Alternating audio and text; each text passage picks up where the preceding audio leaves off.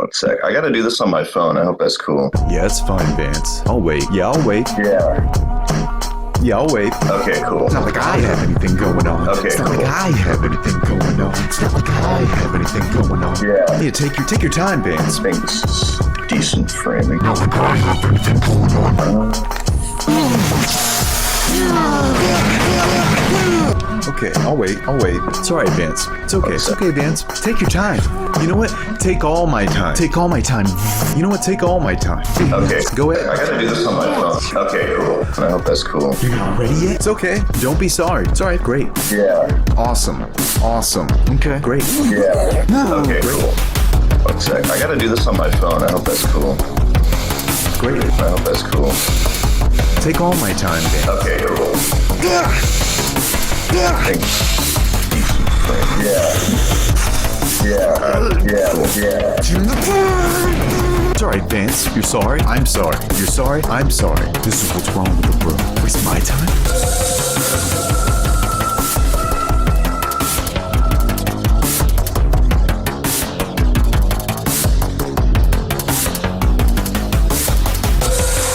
What's going on, everybody? Welcome to the Rez TKF Podcast, and today I have a very special guest, none other than Vance Latta of Fishtank Live production, here to spill all the tea. What's going on, Vance? Not much. Hell yeah. Hanging out. Hell yeah. How you man. been? Doing good, man. Doing good. It's great to talk again, brother. Great to have you on the show again, man. Always a pleasure to see you, man. Absolutely. Fourth time's the charm? Is this our fourth time? Yes, it is. Very nice. Hell yeah. I'm honored. Oh, bro, I'm honored. You kidding me, man? Like, we've been doing this since season 1, y'all. Like, we've been doing this since season 1, day 1 of Fish Tank, man, which I do appreciate that, man. It's always great to have you on here, and everything we do and talk about is always a blast, brother. Absolutely. I was telling you this a little bit ago, but these are the only interviews I do. They're very professional, very fun, good communication on both ends, I feel like, and there's just nowhere else, like, there's no other interview I really want to do other than yours. So I appreciate you having me on, man. Hell yeah, brother. I really appreciate that, man. I'm going to make sure that it's 110% a great show for your fans and everybody. Feels like, you know, just hanging out, shooting the shit, you know? Yeah, exactly. It's just hanging out with a friend, and that's the vibe I appreciate. It's not like I'm being interrogated. Yeah, no. Tell us right now, man, when did Burt off? First instance, right now. Oh, I got all the timestamps over here. Let's check the timestamp. I think there was actually a website that was tracking how many times Burt it off and when it happened, like what time of day and everything like that. Pretty sure there was a website tracking all that during season 3. A whole Mensa team dedicated to Burt's birding off, man. That's probably some of his old classmates over at Mensa. Yeah, probably. God damn.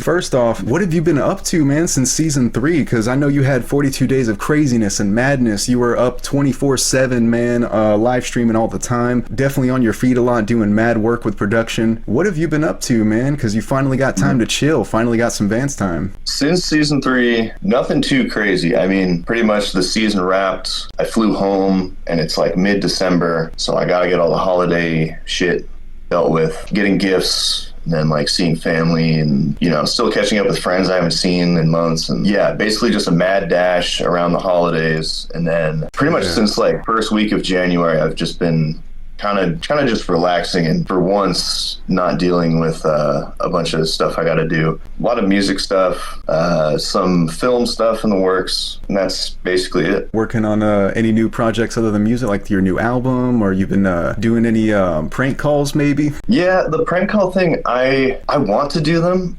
It doesn't feel right. I don't know why. I've attempted doing them off camera. Some of them are pretty funny. I don't know if they're like up to the standards that I hold for myself regarding the prank calls, but we'll see. I might release some of those, but it's just not my main focus right now. Yeah. Other than music, started working on a movie very recently with a couple of friends, which is just going to be absolutely retarded. It's still like we just started, but it seems really funny, and I want to just take it all the way. I want to see it through. I want to finish the script. I want to film the whole thing and just see what happens, you know. Yeah, man. Fuck yeah. I know you can't probably give too many sneak peeks to that. Is it like a comedy, action, or what's that? Yeah, very, very comedy for sure. It's the general premise is it's kind of like a disaster movie parody, you know, asteroid heading for Earth kind of thing. But there's so many right now. It's kind of just a collection of a bunch of different ideas that making my friends and I laugh, and we're gonna see how many of these we can cram into one film. Oh fuck. We'll see what happens. But it's like an end of the world type situation, like everybody's locked in a house or room, kind of like This Is the End or something. Maybe. Yeah, I don't know if I've seen that one, but yeah, like a kind of a doomsday scenario. These guys are prepping, and they prep so hard that they end up just like killing themselves in the process. And then like the actual doomsday scenario is basically nothing. Like it's just, you know, like a 2012 kind of thing where it never actually happened. They're like, Y2K. You know, that's the general premise, but there's so many just retarded like ideas we're coming up with that we're gonna throw in. So we'll see. They send out Amber Alerts for like UFOs or aliens. It ain't really shit, but they're making it like it's a big deal. Yeah, for sure. And what's the deal with Letty? It's like, I don't know, what's lazier, her or her eye? We talked right before season 3. We talked like days before you left, actually. Right. How'd that feel, though? Getting that call, man, and knowing, all right, here we go again, CJ style. Yeah, no, it was cool. I mean, it's, you know, it's kind of a routine at this point. Not in a bad way or anything. It's just, you know, every 6 or so months, I get on a plane going back to the East Coast and ready for action, basically. This time, I felt really settled in. I think I was a little, for 2.5 especially, I was a little disjointed just because, you know, I couldn't get there as early as I would have liked. And I never really felt fully settled in, I feel like, for 2.5. But this time I felt settled in. I got there, and usually like the night before launch, I'm extremely nervous. Yeah. Or whatever. I expect like season 2, you know, I was pretty damn nervous before launch. But this time, weirdly, this was the first time I did not feel nervous at all. Just having been through it so many times, I just felt locked in. Like I was just ready, and I knew that, you know, there's going to be bullshit, but whatever happens, it's going to be okay. That's how it's been every time. Yep. And I was so confident in the concept this time with Famous House. Yeah. I knew it would be gold. I think it was gold. I will defend it to my grave. I know it didn't end the way everybody had hoped. Yeah.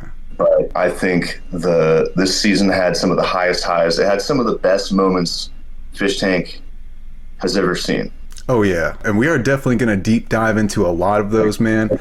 I remember you did say that it didn't all go according to plan, but man, yeah, I think it was a great season too, man. But it's a lot of differences. It was a lot of change and innovation, and you know, you were a lot more comfortable this time, but last time, even when we spoke, man, you were teetering on like the role of production and fish because you were kind of doing both with 2.5. So that was probably another thing that kind of threw you off a bit, was like, because I remember we talked about it. I was like, okay, how do I kind of go about this as a contestant, but then also I'm still production. So it's like this time you didn't have to deal with that. You were just straight production. There was no having to work around, all right, am I going to be doing this or am I going to be a contestant? You just knew straight away that you were going to be production and kind of building around this, man. So that probably hopefully helped you kind of like with that idea of settling in. And of course, you're an OG, man. You've been here since the start, bro. So now it's just second nature to you now. Yeah, I think so.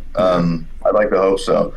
Yeah, this time, I was confident, very confident in my role. Yeah. I was confident in the premise of the season. The cast seemed great. The crew this time, like, I mean, the crew is always great. The crew is always locked in. But this specific crew was so tight. Yeah. And it felt like we all worked together like extremely, extremely well this time, way more fluidly than I think maybe in the past. Yeah, with even more experience, man, because 2.5 was a little bit of a doozy as well for production, because you guys were running around all over the place like never before with cigarette deliveries, you know, and even just the whole like shout out kind of thing. So yeah, man, you guys have definitely leveled up, to say the least, man. And then man, and then you're familiar with them working in different environments now, so you guys had to really go through some trenches, not just as a fish now, but even as production. You've had to go through some war times together, man. Dude, we've been through so much just like purely working on the show that it's like, man, yeah, we're combat veterans, we're brothers in arms. It's cool.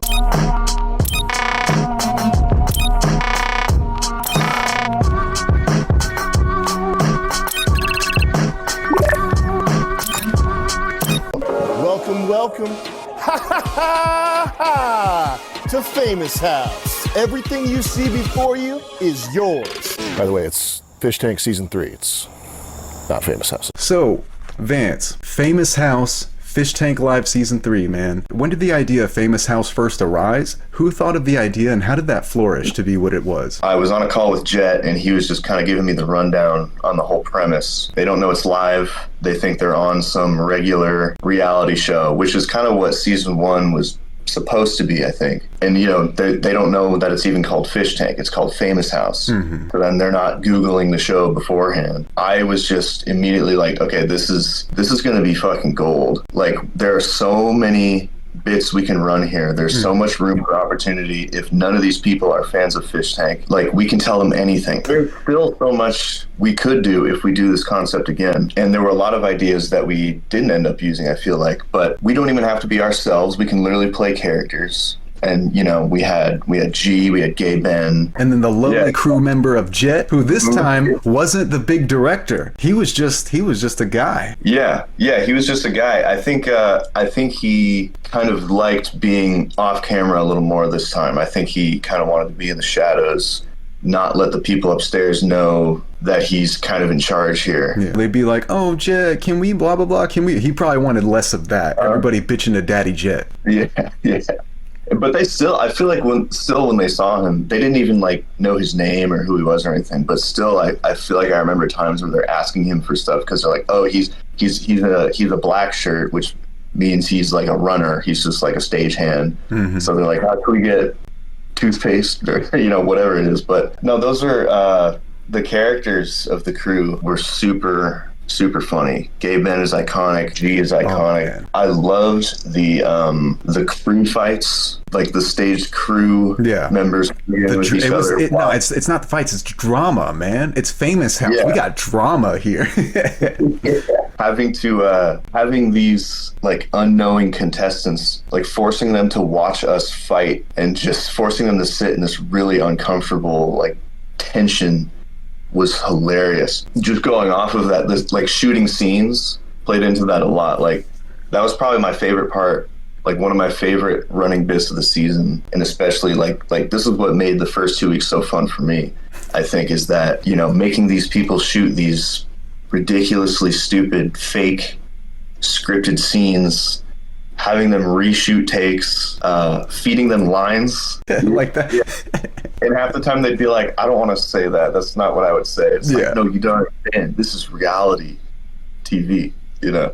That producer nudge. One other like kind of underrated aspect of shooting scenes and like having the production drama unfold in front of these people is that we're kind of shooting, we are shooting 2 shows at once during this. So if there's let's say I'm filming Alexis and Peyton talking, and then G and Ben are arguing, I have to like kind of stand up, hold my camera in a way that's nonchalant and film them in a way that's not obvious to Peyton and Alexis that, you know, I'm really the story here is this drama between the crew. That was a really cool aspect of Famous House, was like 2 shows at once, and being very on the fly, capturing all the stuff in the background without making it look like we're intentionally shooting them fighting. Definitely sounds like it arose a new challenge for you as a cameraman and production member and the rest of the crew as well. So you had a new challenge of filming 2 shows at once, getting drama while getting fake scripted drama. And not to mention, you know, you had to work around a different house, a bigger house, bigger area, more people than you've ever had on Fish Tank before, because it was 12 contestants, right? Was it 12? Yes, because Alex, Bink, Burt, Luke, Mizzy, Ian, Alexis, LaRon, Simbal, Peyton, Smaack, and Ted. I believe that's 12. Okay, that was right to me. I won't question that. I have them written here. Definitely not that crazy computer-headed about it. Can you imagine? That's like some A.B. Steinfeld shit right there. Shout out to y'all for making those episodes. But goddamn, bro. Goddamn. Yeah, A.B. especially just has unlimited knowledge of the show. It's kind of crazy. But yeah, shooting 2 shows at once, definitely it was a new challenge, but wasn't like stressful at all. It wasn't like, oh God, we got to do that. Like we have to pull this off. It was it was extremely fun and engaging to do that. Yeah, it was just great. The bigger house was, I would say, it was a little bit of a challenge only because like there were only so many points where we could leave the basement and get to somebody quickly. And a lot of the time it's like, oh shit, let's say somebody's watching the cams and it's like, oh, Simbal's about to fight with Luke. It's like, oh, where? You're like, where do I go? Yeah. Oh, in the yard? Oh shit, I gotta run all the, just getting to them was the main challenge. And then all the different cameras and, keeping track of everything going on in such a big house is a little difficult. But I think overall that wasn't too much of a detriment. Oh, not too much of a detriment, man. I'm gonna have to ask you this, man.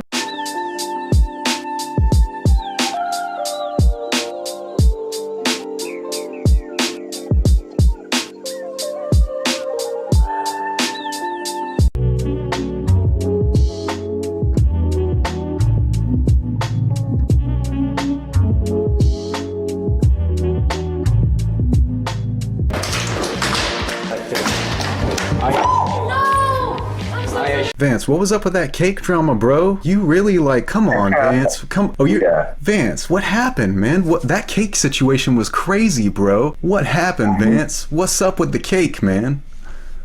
So I was filming G's birthday celebration, and we had 3 cakes in the basement to serve to all the party guests. Cakes, huh? Good job. We had 3. I delivered the first 2 without a hitch, right? I was Johnny on the spot. And then the 3rd cake, I don't know what happened. I guess there was a cord or my walkie-talkie kind of fell out and I tripped on it, or I don't know what happened. I don't know, Vance. I don't know. Those cameras are pretty high quality this time. Cords. Okay. So you're saying I sabotaged? I'm not. Look, it's not me saying that you sabotaged the show entirely, force feeding people elimination candy. It's not me saying that you probably sabotaged the show, starting with that cake drop. It's not me saying that. I don't know what to say. I mean, you can only take so much. I guess so. You can only take so much abuse. I guess so. Is that what it was? So retaliation. Put your hands in the air and wave them around a little bit. Oh my god, I love that. Yay. Okay, Birdie Mark. Gay Ben running around while the madness was going downstairs, and he purposely was running around the balcony. Like this? Oh my god, bro. I was gonna say that was one of the funniest things I've ever seen. My chest hurt from laughing that night, bro. Shit, I mean, anytime I loved the scene where we're trying to explain to them computer and it takes 45 minutes because they just keep fighting. Bro, that was really good. TTS computer was fucking genius, man. Yeah, dude, I loved computer. One that I remember a lot, one that I really thought was pretty funny was when Ben was having me run up the spiral staircase to film I think it was Alexis and Peyton. I was saying I'm just breathing so hard I can't like the mic is picking up my breath. Yeah, no, I remember that too. The cake, the breathing on the mic. Get it? You must have been nervous. Yeah, for real. It was my first big time Hulu gig. What can I say?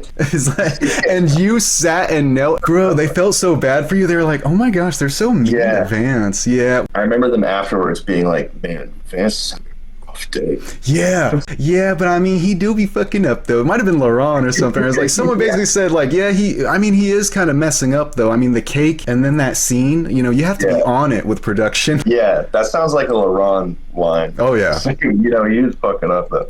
Yeah, no, I love somehow getting caught in the crossfire of them fighting. That was really funny. We had some other plans for that. It was gonna keep escalating, and we were gonna have me and Luca kind of protest the show or do some stage some sort of uprising from the cameramen, making a union. Yeah, some shit like that. The reactions from the contestants was always really funny.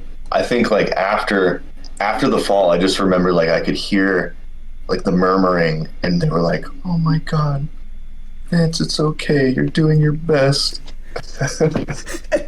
Fucking pep talks and shit. Oh man, how difficult was that not to break, man? Oh bro, I'm surprised you didn't pull the that number from season 2, dude. in those moments, it was a little easier, I feel like. But overall, it was so hard not to break. Especially, I remember, I think this was when Simbal and Luke first got physical. You know, they're doing that whole thing. Yeah. And then Ian is just in the kitchen. He hears everything going on. He hears all the drama. And Ian's just in the kitchen making food and then just like eating it. And I'm filming him. And it's just so funny to go from all this high intensity drama to Ian, who's just sitting there like doesn't give a fuck. No. He's just eating his shit. That scene was called, like, we ended up like shooting a scene based off of it called like That's Good Eating or something like that. And that was me and Jet. Like, Jet was directing the scene, I was shooting the scene, and I'm pretty sure I was like this the whole time, trying not to laugh. And it got, I could not hold it, and I had to. I'm pretty sure I just like went downstairs. And I was like, oh shit, can't stop coughing or something like that. It's funny because a lot of people in chat, when I was watching those scenes, I saw them being like, damn, man, that shit must stank in there. Vance he's like covering his nose. And it's so funny because I knew the whole time, I was like, this man is dying fucking laughing right now. And it made me laugh even harder when I saw you doing that shit. I mean, it's hard to like point more like specific ones out because it was all so fucking funny, man. Yeah, they'll definitely roll out as we go in there, man. They had so many great moments. My favorite thing about Jeremy Gold was I immediately picked up that Backstreet Boys little and the character, just the hats, the feathers and shit on the pilgrim hat. They took his style seriously too. That's what had me fucking dying, was like, wow, his style's so unique. And I felt like Sam would just look at wardrobe and be like, throw the most ridiculous shit you can on me. Let's make it more ridiculous. And then they're sitting there like, yeah, he's so stylish. He's so modern. You know? Like, what the fuck? I love that. There were a lot of hat bits this season. G's hat kept getting bigger and bigger. Like, I love the subtle gags like that. Yeah. Had like his little hat tilt thing. Oh, asking them for style tips. That's another moment where it's so hard not to laugh when it's like all like me with the FX3 filming, you know, whatever's going on. And then like, I just kind of pan to Ben. I pan to Ben and he looks right at the camera and he's just like,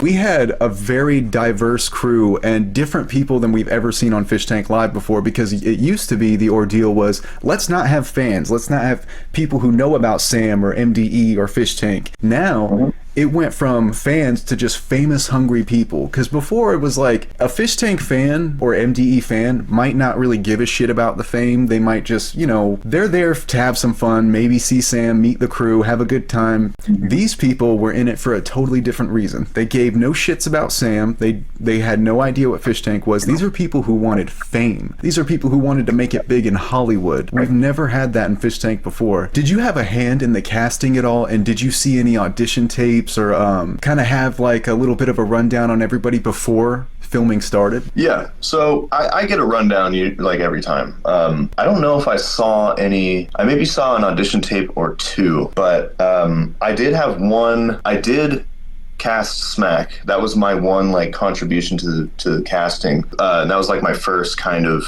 casting contribution since I've been on the show. What made you pick Smaack? Like, out of all the people, were there other runner-ups that you had? I'm intrigued about that because this is the first time I've heard of you actually doing some casting. Yeah, so I knew Smaack. I kind of knew her around like the Seattle music scene. I think I met her once or twice. Not like friends, not even acquaintances, just kind of like run-ins. I think I saw her perform. She performs music in like, she's dressed like an alien and she's painted blue. And I just thought that was so like, it's very interesting. It's very bold. And I think I just, you know, added her on Instagram and just had it in the back of my mind like she'd be great for Fishtank. And she was also very like bubbly and just like a good personality. So yeah, that's very kind of, you know, very extroverted. And I just knew that Fishtank is in need of extroverted people constantly. So I just kept her kind of in the back of my mind. Did you know about her having such a intense and immense pride for her black culture and then being affiliated with Fishtank? Oh yeah, I mean, it's Seattle and it's a Seattle art scene. So, you know, I'm used to people like that though. It's where I live and it doesn't it's not such a shock to me. Like Seattle and Portland are more of like the kind of like new age, modern, a little bit, I hate to say the word woke, but that's like the modern term everybody understands. Exactly. Yeah. And you know, I know her, honestly, I'm not a political guy. I don't care. I just thought she'd be good for the show because of her personality and her willingness to put herself out there in such a bold way. And I know she wasn't like super liked by the fans because of her views on things, but that turned around actually over time. Did you notice that people started coming around on her? Yeah, I think I would credit Herb Dean's dad, who on Twitter, I don't know if you know who he is. Yeah. Herb Dean's dad is he's the Smaack poster on Twitter. Yeah, he's super funny. He's just this dude on Twitter. He would be in my streams a lot. He would contribute a lot to the streams, and he loved Smaack, and he still posts probably every night on Twitter. He'll be like, "Good night, Smaack," like a month or two after the show is ended. Goddamn. Yeah, shout out to him. I credit him for the people turning around on her. I mean, yeah, it was kind of the same thing. She was being very appropriated, I guess is the word. Like she was, like she was appropriating everybody and saying, "Oh, don't do this, don't do that." Then when Computer said, the N-word or whatever, and she was just like, "I know you know this part." When she paused, she stopped and she was like, "That is not fucking cool." That is not fucking cool. This is an experiment right here. It felt more like a science project this time around, but yeah, she had a redeeming factor. I guess even myself, I noticed that at first I was a little bit annoyed by it, but then it was like, you know what? She was very talkative, as you said. She had everybody else talking and engaged, or at least riding the fucking skateboard, and that's still better than just sitting around doing nothing. Yeah. I feel like she was always active and always contributing to some sort of conversation. Yeah, like those kinds of extroverted people are needed for the show. Like, I think season 2, I love the season 2 cast. I feel like it was very introvert heavy. Yeah. Which, I don't blame anyone for being introverted. I'm introverted. It's just like, as a producer, you got to like recognize what's necessary to make a show. Yeah, push the talent to be talent. Yeah, for sure. It was pretty much...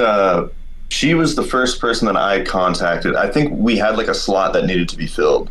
Okay, gotcha. And she was the first person I contacted, and she was down for it. So that was basically it. There's I know people here and there that are like not fans of the show that I think would be good. Like, I'm always kind of, I don't know, it sounds weird to be like, I'm always thinking about, oh, this person would be good for the show. But if I meet somebody and they just like strike me in a way, then, I'll keep it in the back of my mind. And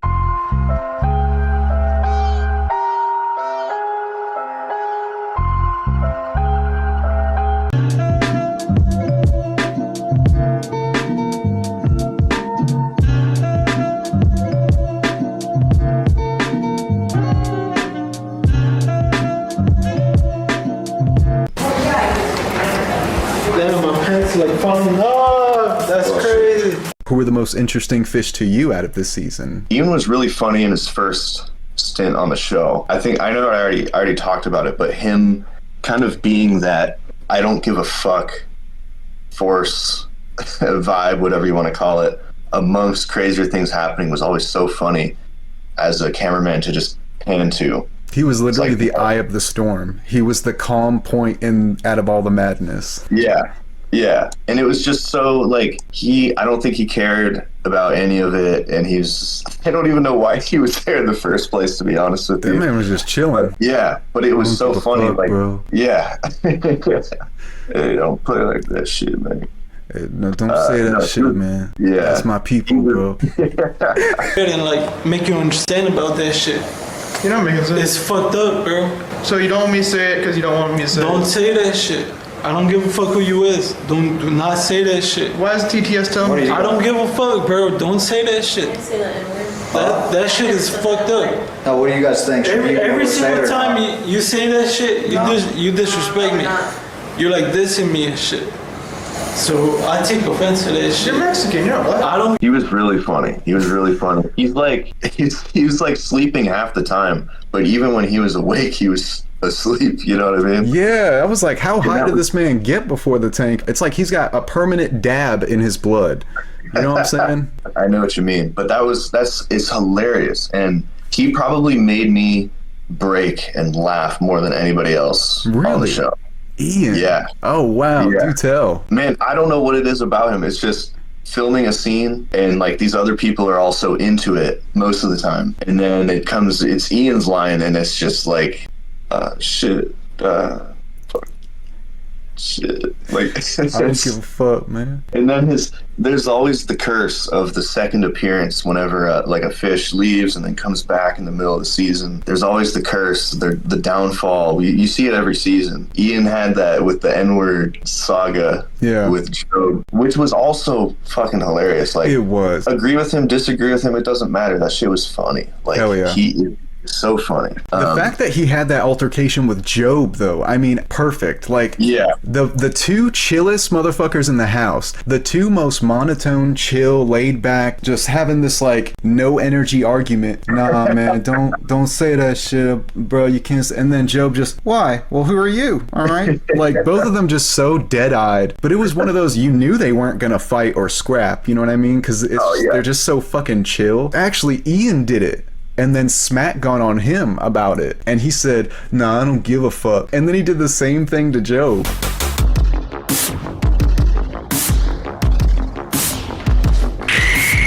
Luke next, I believe. So Luke is awesome. Like, Luke was our guy.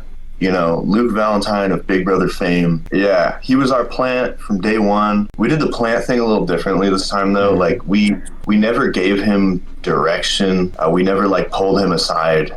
And we didn't really like give him any info. It was just like go up there, do your thing, be a normal reality show contestant. Yeah. Like, do what you did on Big Brother. Like, play it like it's Big Brother, like it's a normal show. And I think in his first appearance on the show, like I think that got to his head a little bit. The lack of communication, like from us. I think, you know, he did a little too much too quickly, which we didn't think, like, we didn't think what he was doing. Yeah, we didn't think what he was doing was like, I mean, obviously if you've watched Fish Tank, it's normal. That's tame shit. You know, everybody just could tell he was a plant from those little, you know, smashing the pumpkin, banging the pots, whatever it was. That really set a precedent for the show, because that was kind of when we really realized, okay, these are the people we're dealing with. These are normies. You know, if Luke smashes a pumpkin, they are in shambles. They are traumatized. They're talking about it for the next 3 weeks. Yeah, there was a lot of crying with this cast. Yeah. There was a lot of crying with this cast over the most frivolous things. And half the time I was like, okay, I know y'all are on Famous House and trying to,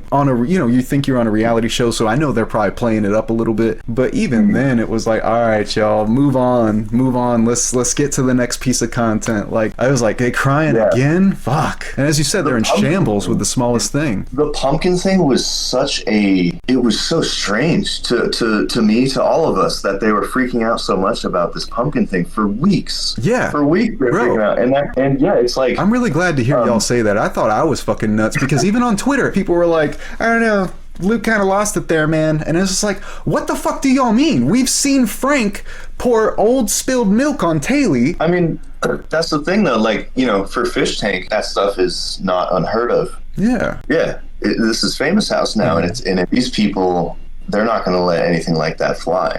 They're a little soft around the edges. Which is, you know, there's nothing really wrong with that, like in real life, or like, you know, gets a reaction. That is a weird thing. If somebody came into my house and smashed a pumpkin, I might be like, dude, what the fuck? You know, that's understandable. But yeah, so that moment really like set the precedent for, I guess, you know, people complain about Coddle Tank or whatever. Yeah. You know, I get it. Because I was confused by the pots and pans thing too. I'm sorry, but I did not think that was a big deal. I thought that was like so stupid that they even, I mean, I get it if you're sleeping, it's like, bro, shut the fuck up. That's annoying. But it's like, it's nothing I would think someone's a bad person for. You know what I mean? Yeah. Yeah. Like, he's just starting a little bit of shit. And you know, I mean, even on a regular reality show, people start shit in that kind of way. The pumpkin thing was like the moment we kind of realized it has to be tame. These people, they are not going to let harsher things fly. They can't handle the sharks. Yeah. And somebody said this on Twitter. This is not my thing. Somebody said this on Twitter, but I thought it was a good point, where it's like, it doesn't matter what we do to the contestants. It doesn't matter if we torture them hard or not. It just matters what their reaction is to something happening. So yeah, smashing a pumpkin, them freaking out about it. Okay, we don't necessarily have to go that hard to push their buttons.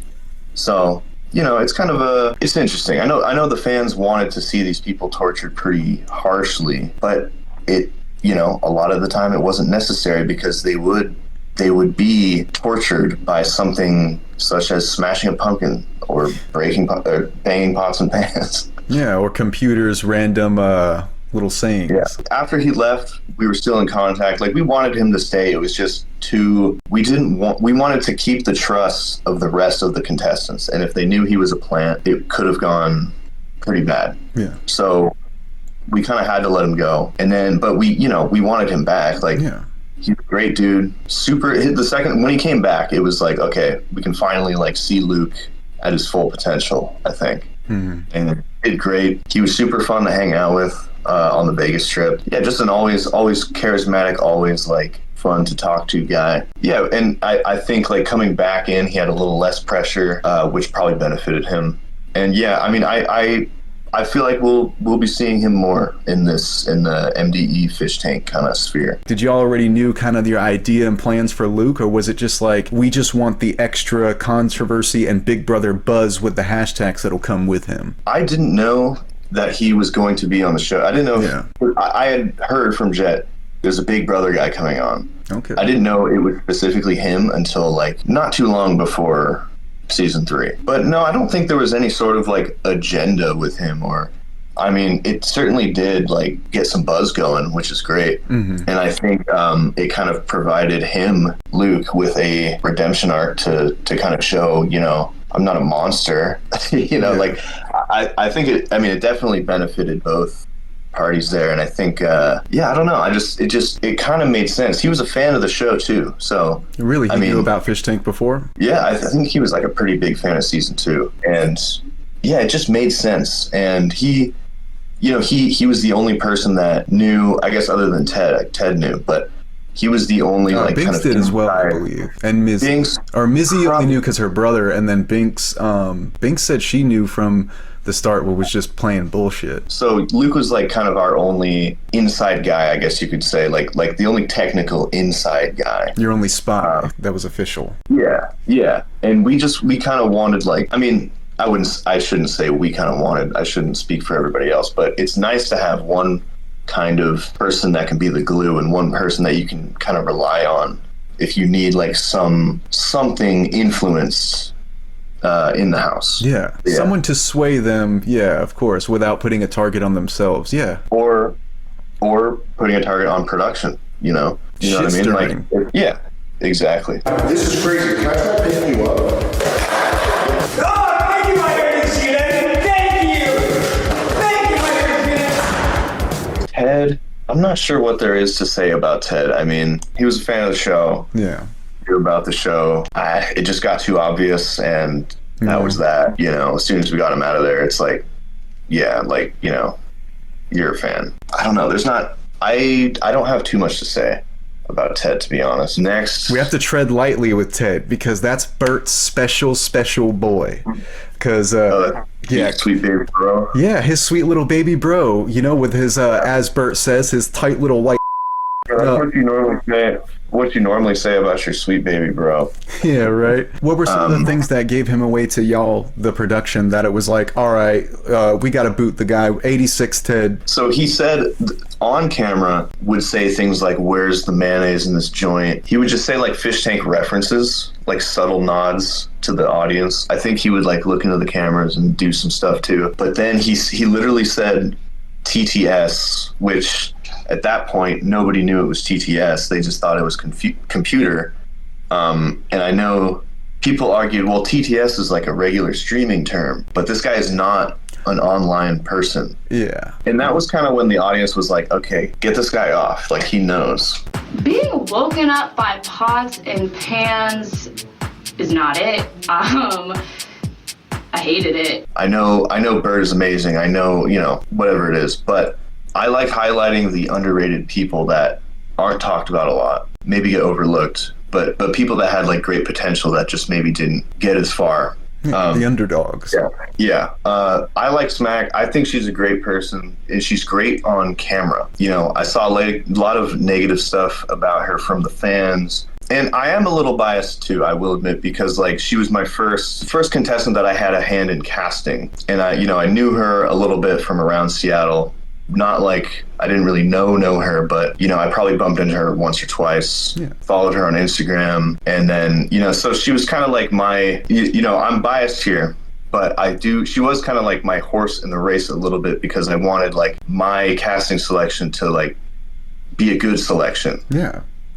And to kind of prove me right a little bit and be like, okay, I know, I think I can read people pretty well and know if they'd be good on the show or not. So I was rooting for her. You wanted to pick someone who was going to go on the show and actually make some content, contribute, do some damage. I mean, like, if I'm going to cast somebody, I don't want to cast a dud. Mm-hmm. I want to cast somebody that is going to provide something for the show. Yeah. And I think she did. I think like if she was around during the fish tank era, like the fish tank reveal, I think she would have surprised a lot of people. And she could have had like a Peyton-esque kind of arc, because I think she's resilient and able to adapt, and she kind of takes things on with a positive attitude no matter what. Mm-hmm. Even in her low moments, she like there's a clip of her like something is getting to her. I can't remember what it was, but she goes into her room and she does like 10 push-ups, and then she's like, okay, I'm good. Like she's resilient and she can adapt. I think she would have surprised people. I wish she stuck around for the fish tank reveal. I think she could have made it further. I'm intrigued to think how she would have done in the fish challenge, the holding the fish challenge. Oh, challenge. Mm-hmm. I think she would have probably, that's probably where she would have surprised us. Yeah,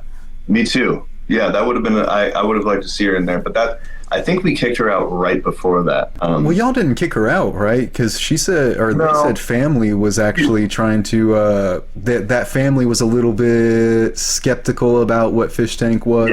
Yeah, her family was worried. And, you can't deny worried family. You can't deny, like, talking to them and just, we can relay messages as much as we want. We can tell her, hey, they're worried.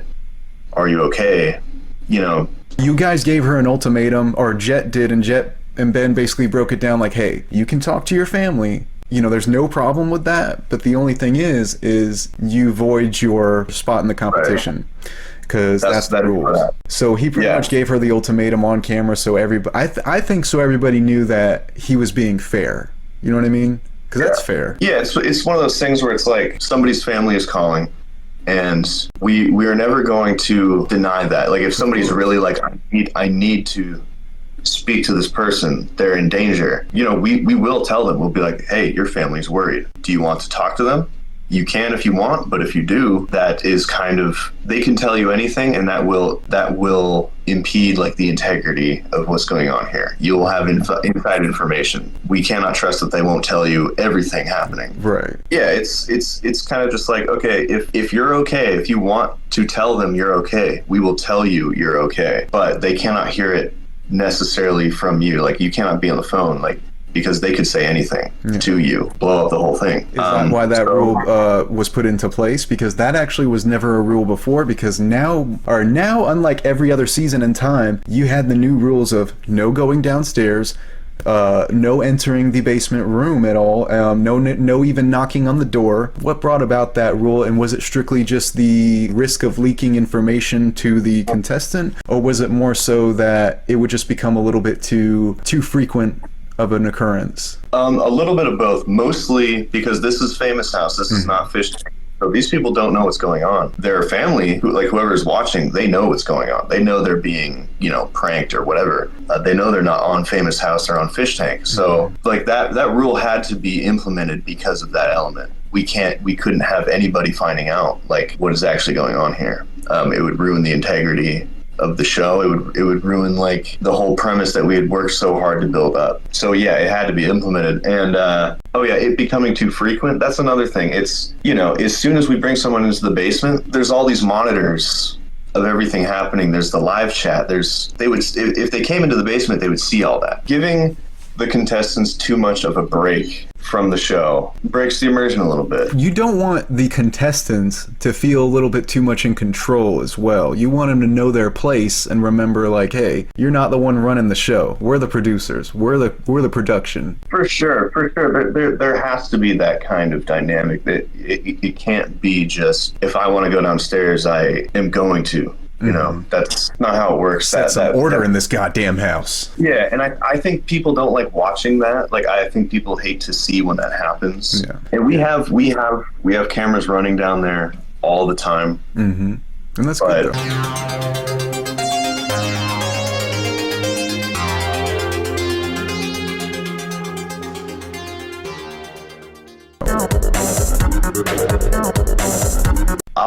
I'll combine Alexis and LaRon here. No disrespect to them, but I think they were such like a power duo for Famous House. Like, those two ran Famous House. They were the clear best competitors in that era. Like, for Famous House, they were the best competitors. The mother hens.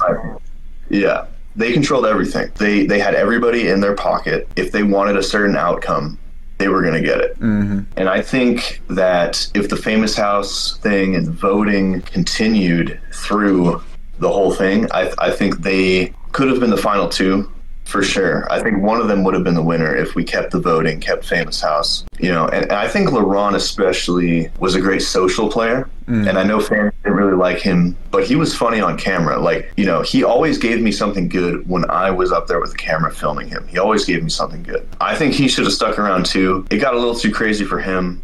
Can't blame him really. Like I said, these are normies, for lack of a better word. So I don't blame him there. He probably would have done well if he stuck it out. Like, he's a good social player. He's good at strategy. He could have done something great. It's always, and that's the thing with Fishtank and most reality competitions. It's like, it's always the what ifs. It's always like, you kind of want to like just run a simulation of all the same people and just see all these different possible outcomes. I think, yeah, LaRon and Alexis were great players for the Famous House era. Oh yeah. I was expecting like let's say like first week of the show, I would have put my money on one of them for sure. Yeah, man, they definitely had that power dynamic, that's for sure. Yeah, they were unbreakable. They could have been like spliced and split in half, you know, attached. They pretty much almost were like one cohesive person. They definitely had the say-so in the house. They were able to definitely like rally everybody, and then, as you said, able to get them to target someone too. And that is interesting though, because nobody ever questioned it or challenged it either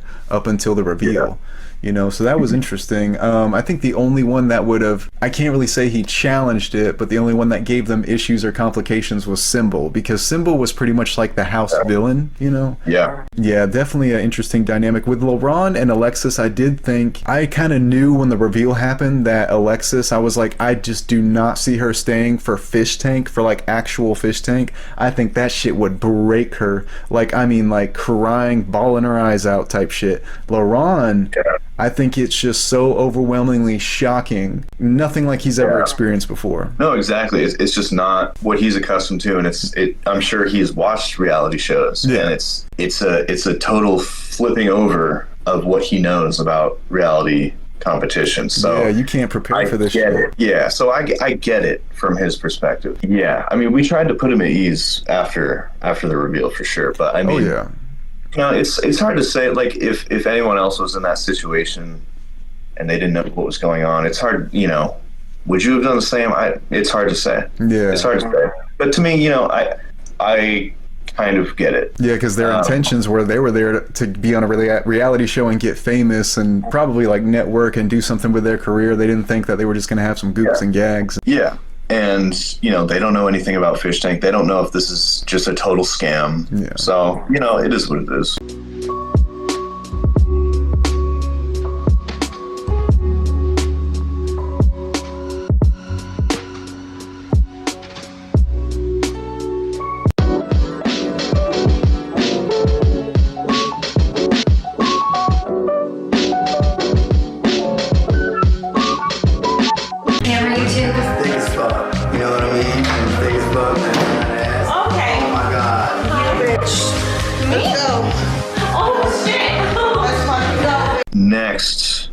is Alex B. So, I mean, Alex B is kind of, you know, I don't think we need to do so much of a deep dive on him because I think he just speaks for himself. Nonstop entertainment, one of the best casting choices in the history of the show. Who casted him? Do you know? I think this has been revealed, so I'll say it, but he was a part of we had a casting agency. Yeah, I remember they said that. There was a casting agency that came up with a whole original cast for season 3, and he was a part of this original cast along with Binks. So this is why Binks probably knew, or, you know, whatever the controversy is, but Alex and Binks were in the first wave of casting. So that's how he got chosen. And then the first cast got scrapped, and Alex remained out of that. From what I understand, and it's because there was no way he knew. I had no part in like interrogating him about if he knew or not, or interviewing him at all. But from what I understand, it was certain he did not know. And Binks, I don't know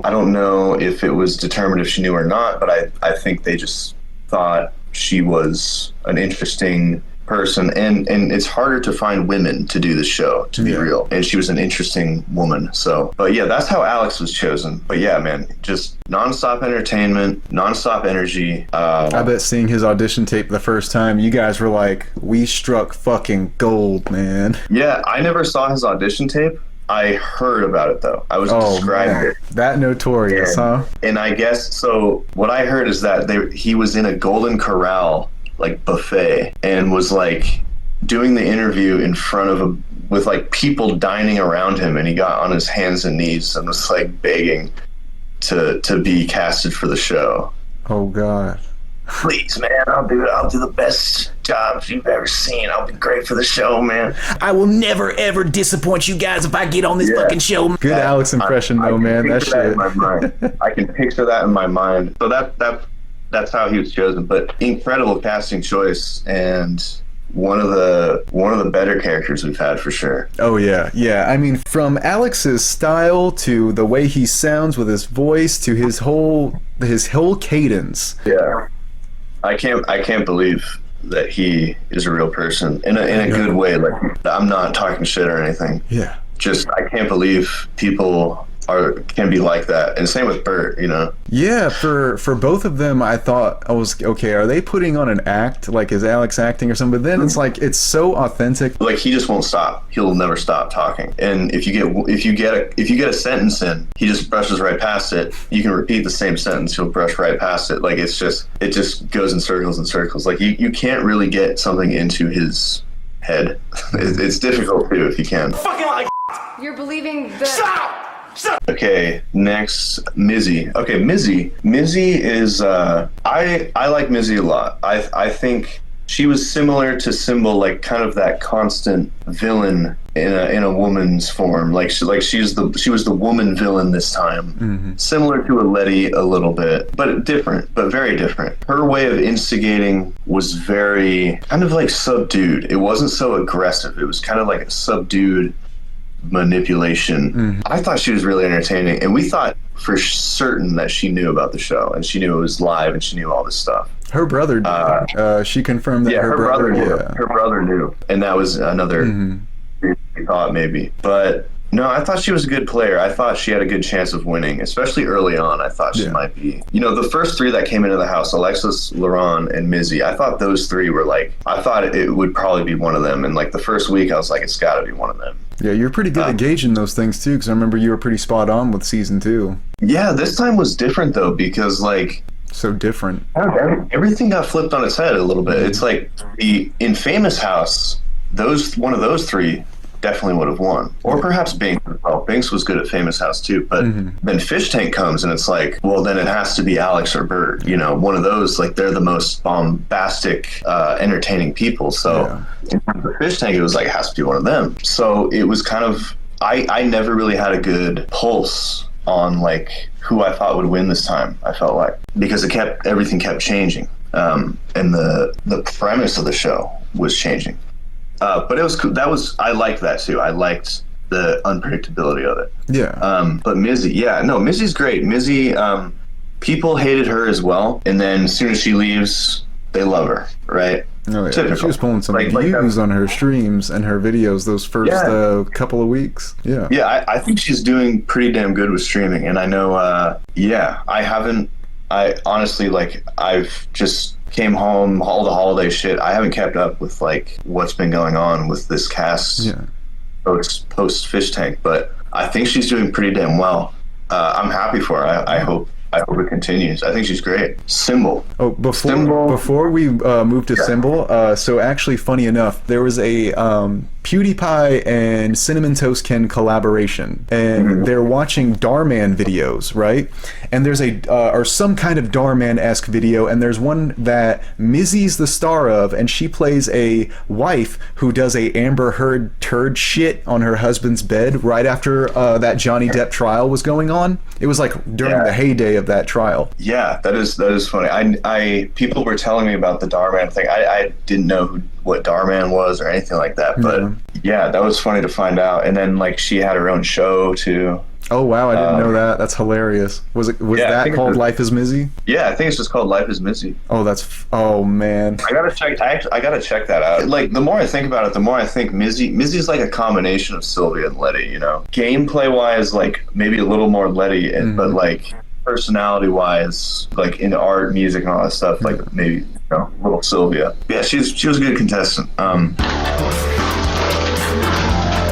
Simbal is so, it's the classic villain. You love to hate him. He was so vital for the show because he was always caught in the middle of some shit. Yeah. He was the best competitor. Like, challenge-wise, best competitor. The fish challenge proved that too. That's honestly where I started to kind of like that. It's like, okay, I don't like you, but you definitely earned your spot here. You know what I mean? Like, you played hard, you earned your spot, but it's like, if you keep this up, you probably could win this if you keep up that competitive drive. Oh, he had a great shot of winning. Like, the more the show went on, the more I was hoping he would win. Like, the more I was like, damn, especially after the cell and the fish challenge was like, man, this guy is like, he is the lion. Yeah. You know, like, he fought hard for it, man. He took that shit so seriously. Yeah, like he took it very seriously. He was the best competitor by far, I think. And that's not even to like downplay everybody else. It's just this, he had what it took, and he was in every single challenge. That money. Won a lot of them. He probably won the most fish bucks out of anybody. Don't quote me on that. I might be wrong about that, but I remember him winning a lot, and always in the middle of drama, always getting into fights. Super entertaining guy. Yeah. Really entertaining guy. I like Simbal a lot. His fate in the show is, man, I wish it didn't happen like that. But at the same time, it's like, this was this new challenge presented to him. Yeah. And he couldn't swing it. He kind of played himself on that one because he was just coming off way too strong. That was interesting because that was when you guys brought in the second Famous House cast. Yeah, the second wave. And you guys gave them the task of, I believe it was 24 hours, right? You guys had 24 hours to convince them to vote someone off. Yeah, and fuck, and man, sure that's not you, yeah, basically. fuck. That's where Binks played mercilessly, man. Like, she was out. She was out for blood when it came to Simbal. That's true, and I think, say whatever you want about Binks, about that whole situation, about how Simbal got screwed. In reality, you know, these people had 30 days to learn from their mistakes. And if they were a target in the beginning, don't be this time. Learn from your mistakes. You could say he didn't learn from his mistakes, or you could say Binks made the best and maybe only big social voting move of the whole season. Because it seemed to me she really rallied everybody. Yeah, she played the game the way it was meant to be played at that moment. Yeah, it's like, this was the challenge, and she got everybody on her side. Everybody voted for Simbal. Like, there was no contest. And so you could say Simbal fucked up. You could, you know, I think that is taking some credit away from Binks for pulling off what I thought was the only, like, good social voting move of the whole season. Oh yeah, very strategic. Absolutely. Yeah. Yeah. When I say Simbal fucked himself over, it's only because you have to admit, though, these people he just met, they just came in the house. He was making it too obvious that he had been there, for one thing. So they were sitting around the living room. Everybody's waiting for elimination time. And the whole time, Simbal's just being quiet. He's kind of lecturing everybody. And then he also said, because they're kind of trying to be lighthearted, it's their first night in there. He didn't think about that. These are these people's first night. Don't be too, I don't want to say rough because it sounds too pansy-ish, but yeah, don't be a little rough with them. Right. And he was like, what the fuck you guys laughing about? This ain't funny. This isn't funny. Someone's fucking going home tonight. What the fuck you guys laughing at? And I'm like, oh, dude. Because they all went really quiet, looked either at him or away from him, like, and I was like, dude, if they weren't going to vote for you, they are now. You just annoyed. They're waiting in a quiet room for elimination and you're annoying them. That's not the time to do that. You can't make too much of a spectacle of yourself in a voting scenario like that, for sure. On Fishtank, totally different, but on Famous House, hey, that's how it goes. You can't bring too much attention to yourself. Yeah, I felt bad for him a little bit there. I was like, dang, the first night, because he played so hard. I think to a lot of the fans, even like in the basement, it was like, holy shit, like it just felt kind of like a slap in the face, like, oh my god, like this is the most brutal way to leave. But it was a new challenge. The Fish Tank is it's all about testing people. This was another test, and that's how it ended up. But no, I respect Simbal a lot. I loved him as a character on the show. Perfect villain. Absolutely. Perfect villain. Perfect, just great. Just great for the show. Hopefully we see more people with that same kind of competitive drive that'll really liven things up. Yeah, for sure. Peyton, Burt was just spurting off while moaning your name. What? He told us not to tell you, but you should confront him. Peyton, yeah. Peyton was the most surprising. I think we all figured once Fish Tank is revealed, she would be gone immediately. Not the case at all. I think she freaked out a little bit at the start, very quickly adapted, very quickly took it head on. Yeah, I was surprised. I think everybody was surprised. I think she had a great arc. What are her moments that she started to like either get better or adapt or change people's minds? I'm intrigued. Like, what do you think those are? So I remember when the whole Famous House, or the whole Fish Tank thing got revealed, and then she was in like bedroom 3, crying, like kind of maybe having a breakdown a little bit, and she's just like, we don't feel safe, we don't know what's going on, like, and then I think the morning after the cell, she I don't think she lasted too long in the cells. Like she was in the living room like alone, and all of a sudden she was like bright and happy and like talking to the camera. TTSs were coming in, she was responding to them, fully kind of realizing what the show is, realizing, okay, you're not in danger here. And she seemed to have a lot of optimism there, and I wouldn't say it as so much of like a defining moment in like where she became a serious player, more of just like, this is a 19-year-old girl that thought she was on a regular reality show. She thinks she's being kidnapped or whatever it was, and then turns it around very quickly and decides to be positive about it, decides to make the most of it, which is something that LaRon and Alexis could not do. So I give her a lot of credit for that. And even like we threw a bunch of bullshit her way, we're going in an RV next. I honestly feel like she didn't get as much shit as the other fish did. Like, you feel like she got... Oh yeah. I shouldn't say we gave her shit, but it's like no matter what the next crazy thing was, she was taking it in stride, which a lot of people could not do from the original Famous House like cast. Yeah, started to grow to the idea. Yeah, and as a 19-year-old, maybe, I don't know. That is true. I got to give her that. I don't know her background really. I don't know like if she is sheltered or anything like that. But like, you're still like a young kid going through this crazy thing. You're broadcast to all these people that are, you're under immense scrutiny here, and she's taking it in stride. Like, I don't know, it showed a lot of, I think she showed the most growth out of the contestants. I don't think she saw season 1 or 2. I think she was completely clueless. I would even say I'm 100% certain she was. I think if she was doing anything that I was doing, it's because TTS was kind of coaxing her to do it. Yeah. They wanted the old shit back. I think it's less of like big moments she had and more of, this is a very, very normie, for lack of a better term, person. Became scuffed.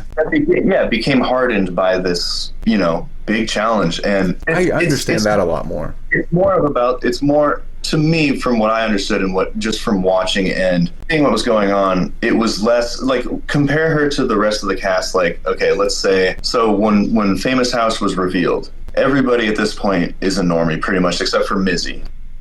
We told her, she knew what the show was at that point already. Binks is she's a streamer, online person. She's not going to be fazed by this. Burt is Burt. Burt is, you never know what he's going to do. Simbal is a big competitor, is going to stick through it. He's going to compete to the end. It doesn't matter what show it is. He's there. He's going to compete. You see all these people that are left. Those are the ones that are like, okay, this is within their character to go along with Fishtank. Alexis and LaRon, other two people that were, more normie than others, they couldn't shake it. They could not handle it. Peyton, arguably, was the most normie of them all. Very young. She's not as old as these other people that, they have more life experience. They can maybe handle this. They've seen a thing or two. Mm-hmm. It was not expected of her at all to be okay with everything going on in Fishtank. I guess that is true, because if we looked at our 19-year-old selves, would we stay? Yeah, maybe, you never know. And from that perspective of like, this very normie person is okay with all of this, going along with all of this, taking it in stride, even having fun with it, when it was probably expected of the rest, or they couldn't shake it. Like, it was just not, it's not what I expected to happen. I did not expect to be okay with the things going on in Fishtank. I thought she would leave immediately. Me too, honestly. And so she proved people wrong, I think, by sticking around and not quitting. So I think that's what it is. You shouldn't be holding that. I don't think it's too late yet, but that this should not be in your possession. Who gave it to me? Who gave it to you? I think Ben, or not Ben. Burt would fall in love with every guy that steps into that house. Mm-hmm. It's like, dude, Burt, you fall in love with every guy here. You're like sex obsessed. Burt is 1 in a billion. Yeah. I'm amazed that he ended up on the show. I think the way he was casted too was very like kind of unorthodox. Like he was just kind of like a, who knows, we'll throw him in there kind of thing. Yeah. I think he was on Craigslist. I might be wrong about this. I think somebody in the crew saw him. I think Burt put an ad on Craigslist looking for any sort of acting gigs. And I think somebody on the crew saw his ad and reached out to him. So he never applied for, I could be wrong. I'm pretty sure this is how it happened. I'm pretty sure he never applied or did anything like that. How serendipitously beautiful. Yeah, I know, right? I mean, exactly. Dude burnt it off the first 3 days. Yeah, the predictable things about him is that he's masturbating on camera. He's burning off. He's making gay advances to everybody. Like, his typical things that you're used to about him are so out of the ordinary. I never thought somebody like Burt could exist before meeting Burt. But that also just shows me that there are so many people, so many different personalities that, the options are endless. It makes me more optimistic. There's all sorts of people out there that I can never even fathom. Right. And there's all kinds of people who also want to be famous. That's like a whole category itself of the fame hungry people that are just willing to chase the carrot on the stick. Y'all were very adamant about no reoccurring faces, of course excluding Alex Dunn and Fatty. But if I may ask, what brought that on, and is that something that y'all are going to keep sticking to? I don't know if it's something we'll keep sticking to. I think what brought it on is we kind of just wanted I'm going to speak for myself here. The rest of the crew, I'm not going to speak for. I think maybe they've touched on it already. So I'll speak for myself. I kind of like the idea of totally new faces because it's like we know, we have these classic characters already in Fishtank and we love them. It's nothing against them. Mm-hmm. Kind of season 3 was kind of a time to discover these new identities, these new characters, and let's bring in 12 completely fresh people. Mm-hmm. even freeloaders. As much as we brought in some familiar faces, like you said, we had Nifty back. They loved Nifty. She was mother hits. That was fucking crazy. Yeah, I know. Yeah, there are certain people that you just cannot, like, there are some familiar faces that are, it's just like you cannot have Fish Tank without these faces, right? I don't know if Nifty will. I mean, Nifty came back. I don't know if that necessarily means that she will continue to be back, but I think it was just the right time and it just made sense to put her in there. She's more of a famous house kind of. Literally, her role, like, she actually got to utilize the fake role that y'all gave her. I'm here to basically increase morale. Like, constantly, even Burt, like, constantly everybody's like, hey, can I talk to you? Or like, and bro, when Nifty would talk in Famous House, they shut the fuck up. They were listening to everything she had to say. It was crazy. Going back to the